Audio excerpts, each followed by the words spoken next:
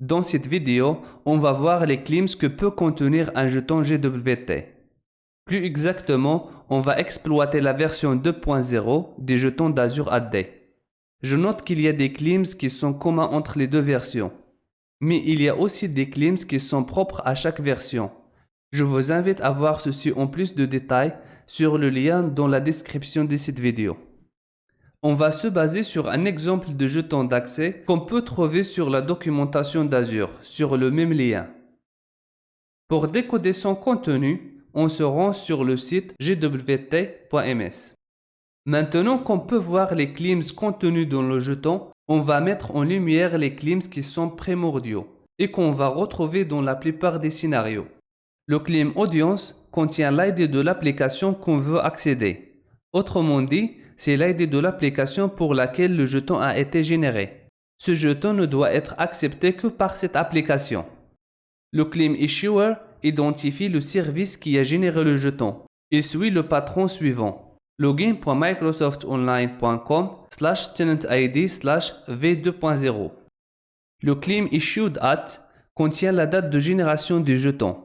Le format de cette date est Unix Epoch Type. Le claim NatBefore contient la date à partir de laquelle on peut commencer à utiliser le jeton. Le claim Expiration Time contient le délai d'expiration du jeton. Une fois le jeton expiré, on ne peut plus l'utiliser. Le claim Authorized Party contient l'ID de l'application cliente. Ainsi, l'API protégée peut vérifier l'identité de l'application appelante en vérifiant ce claim. Le claim Name contient le nom de l'utilisateur authentifié. Ça peut servir pour des raisons d'affichage. Pour obtenir ce claim, l'utilisateur doit consentir au Scope Profile qui sera demandé par l'application cliente. Le claim Scope contient la liste des scopes demandés par l'application cliente auxquels l'utilisateur a consenti. Le claim OID identifie l'entité pour laquelle le jeton a été généré, de manière unique dans tous les API. L'entité en question peut être soit un utilisateur, soit une application démon.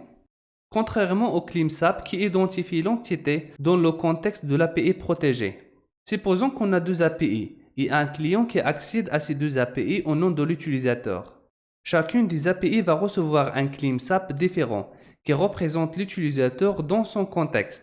Le claim OID sera par contre le même dans les deux API. Et finalement, le claim version qui représente la version de la plateforme d'Azure AD qui a émis le jeton.